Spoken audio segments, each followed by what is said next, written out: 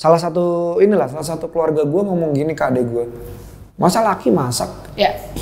Gue giniin, Chef Juna masak. Gue gituin. Gordon Ramsay emang perempuan, gue gituin. Gue kesenggol karena adek gue digituin, gitu. Nah, gue mikir ya intinya, elunya kesenggol apa enggak tuh, lu mengizinkan atau enggak itu dulu tuh. Iya.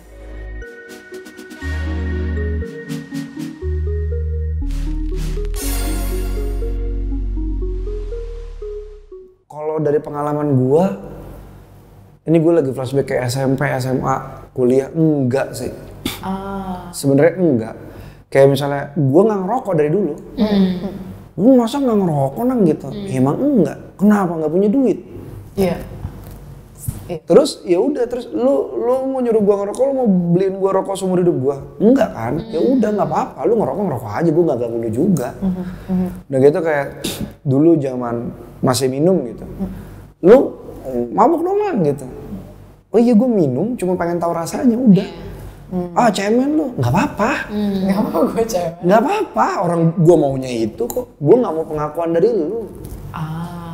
Gue nggak mau pengakuan gue hebat atau enggak. Gue hebat karena emang gue hebat, udah gitu. Nah sementara gue adalah kritikus terhebat untuk diri gue sendiri. Lah gue nggak sempet mikirin penilaian orang, nggak sempet. Menariknya Kak, kenapa lu bisa jadi orang yang kayak gitu? Karena banyak orang, apalagi cowok ya, kita kan ngomongin toxic masculinity, yang justru pride-nya ditaruh di teman-temannya, di gengnya. Jadi ketika dia ngomongin, gila lo gak seru banget gak ngerokok, itu bener-bener kayaknya setengah harga diri dia tergoncang. Nah sedangkan lu kan gak kayak gitu ya, dimana itu menarik banget menurut gue. Yang lu, gue keren, lu percaya banget sama diri lu sendiri, bahwa value gue adalah dalam diri gue sendiri. Kan gak banyak cowok yang kayak gitu Kak. Justru mungkin karena gue gak percaya sama diri gue kali. Jadi gue terus ngegali gue sibuk sama gue gak sibuk sama orang. Maksud gue, teman gue datang dan pergi, ya wajar manusia. Yang penting buat gue tuh bilang ke teman gue, pokoknya kalau lu butuh gue, kabarin aja. Mana tahu gue bisa bantu. Betul. Intinya itu lah. Berarti gue datang ke lu emang ada butuhnya doang dong. Emang iya. Emang ada maksudnya kan? Datang ke orang ada maksudnya, nggak mungkin nggak ada maksudnya dong. Ya udah, misalnya gini, kita nongkrong nggak ada maksudnya kok. Masa sih? Bukan for fun. Itu kan maksud. Ya udah, lu butuh gue jadi Danang yang apa? Lu kenal Danang yang mana? Gue akan hadirin Danang yang itu buat lu biar lu nyaman. Benar. Gitu, karena Danang yang asli belum tentu ngebuat lu nyaman, gitu. Iya, dan kayak emang kita juga kan sebagai manusia kita juga jalan multi peran. Iya. Kayak di rumah beda, di rumah beda. Benar. Ketemu sama mungkin hari ini berbeda, nanti pulang berbeda lagi satu sama yang lain berbeda gitu. Karena kan emang sebenarnya mungkin kita udah dianugerahi sense kali ya untuk sama satu sama lain dan sebagainya, sampai akhirnya mungkin si toxic masculinity atau kesehatan mental pada laki-laki yang akhirnya membuat angka kematian laki-laki 3 kali lebih besar daripada perempuan adalah emang mereka yang sebetulnya sama seperti kasus misalnya masalah kesehatan mental pada perempuan gitu. Jadi kayak yang memang belum dirilis secara emosi, belum mengenal human design seperti apa, terus self seperti apa, ya nggak sih? Maksudnya kayak tujuannya juga seperti apa, dan ketika dijejerin gitu ibaratnya laki-laki perempuan, mungkin ketika dihadapkan Cynthia patah hati, aku patah hati, Dana patah hati, kalau ada diagramnya mungkin kita sama kali ya, karena kita balik lagi berdasarkan pengalaman masing-masing, trauma masa lalu yang pastinya berbeda-beda, yang mungkin membuat level sakit hatinya beda-beda kayak waktu kita ngobrolin juga gitu. Dan kalau tadi Danang bilang, terganggu nggak sih dengan kehadiran teman-teman yang mungkin juga punya sisi-sisi toxic masculinity, sisi masculinity-nya yang menjadi toxic untuk orang lain? Karena sebenarnya toxic kan untuk orang lain ya. Itu jadi toxic karena jadi mengancam orang lain. Iya, benar. Buat dirinya nih kayak enggak tuh gue biasa aja ya kan gitu. Kayak ternyata karena dia udah sangat mengenal diri dia misalnya, atau mungkin dia sibuk dengan diri ini, salah satunya itu kayak tadi Dana bilang bahwa gue sibuk tapi bukan untuk distraksi, bukan mencari kesibukan, tapi kayak emang sibuk menggali diri sendiri, mempelajari sampai akhirnya emosinya tetap terolah gitu. Iya, karena ini sebenarnya kan bentrok nilai aja kan. Iya. Bentrok value lah kalau ini ya. Nilainya nilai lu mungkin nggak terlalu kuat.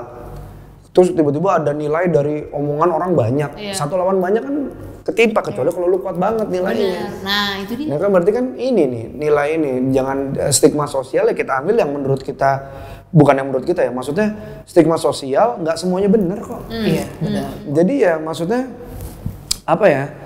Ada pergeseran yang kalau kita ya dinosaurus nggak mau adaptasi meninggal, punah, udah gitu aja gitu. Nah adaptasinya harus ada pondasi yang jelas dulu gitu. Nah menurut gua karena gua masih mencari pondasi yang jelas, ya gua berpegangnya ke nilai gua dulu aja. Yang menurut gua nyaman, yang menurut gua tidak merugikan walaupun ternyata merugikan orang banyak. Itu tentang perspektif ya. Maksudnya kalau kita mau nyenengin banyak orang ya jualan es krim gitu kan. Iya kan.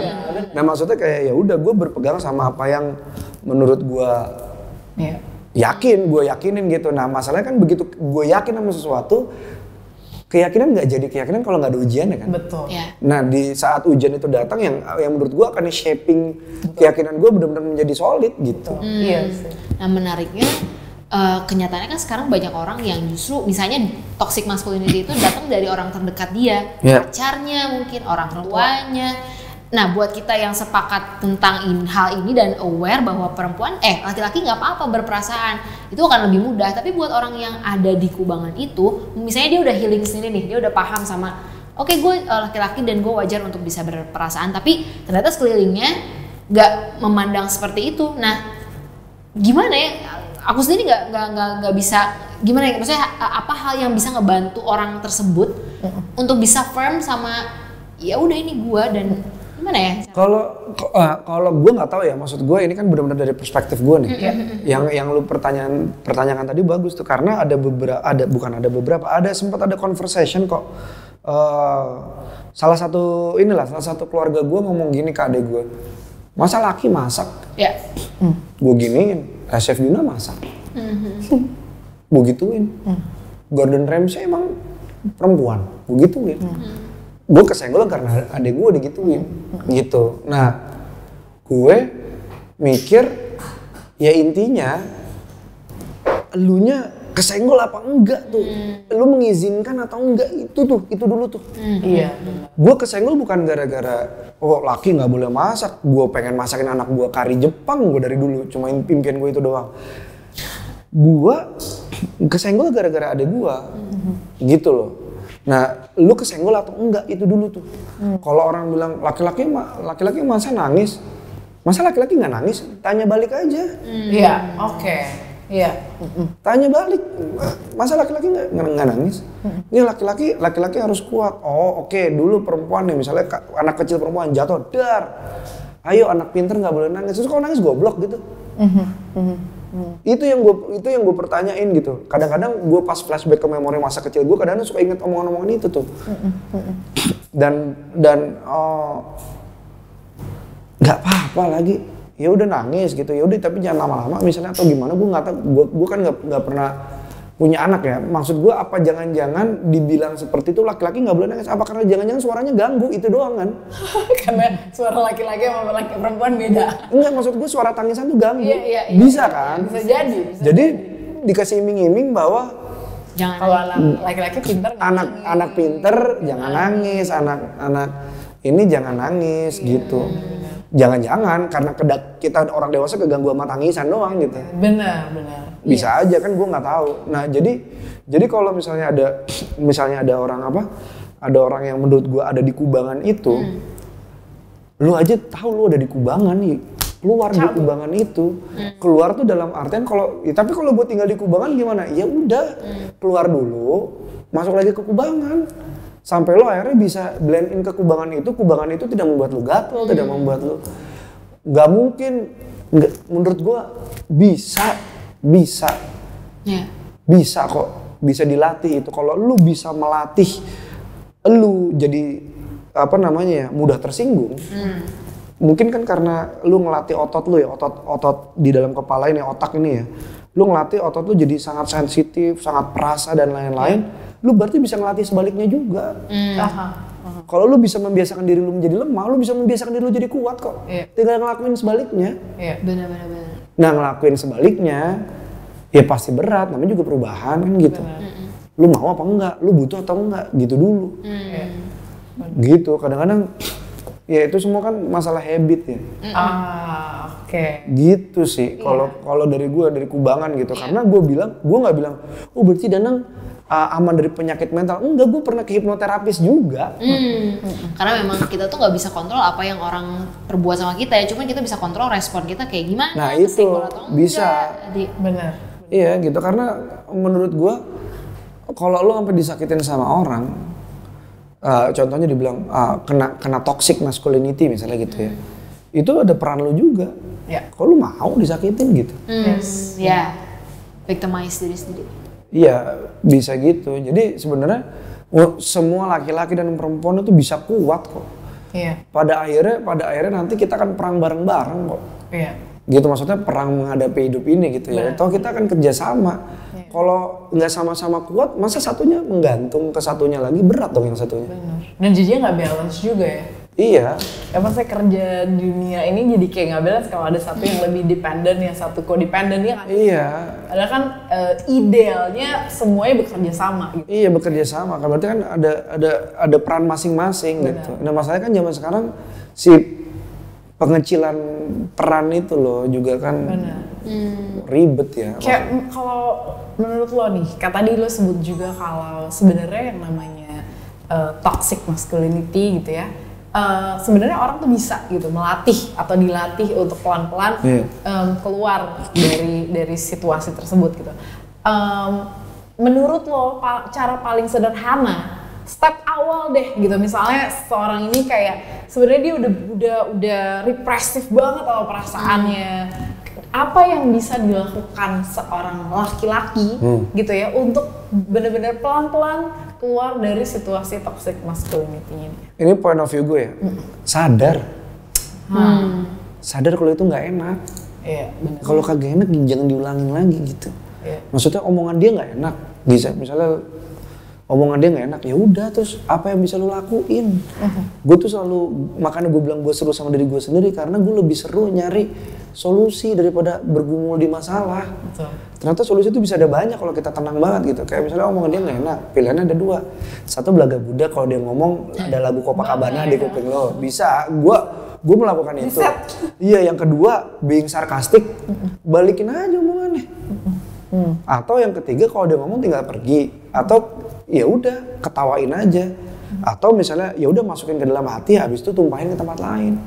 Misalnya kan ada apa yang paling basic lah, violence ke apa benda, misalnya ke ada apa rage house gitu, yang macam-macam TV bekas, ya udah lakuin aja di situ, habis itu udah kayak Agretsuko apa anime itu dia karaoke gitu. Karaoke. Ya itu ya maksud gua cara orang beda-beda, tapi yang jelas sadar dulu.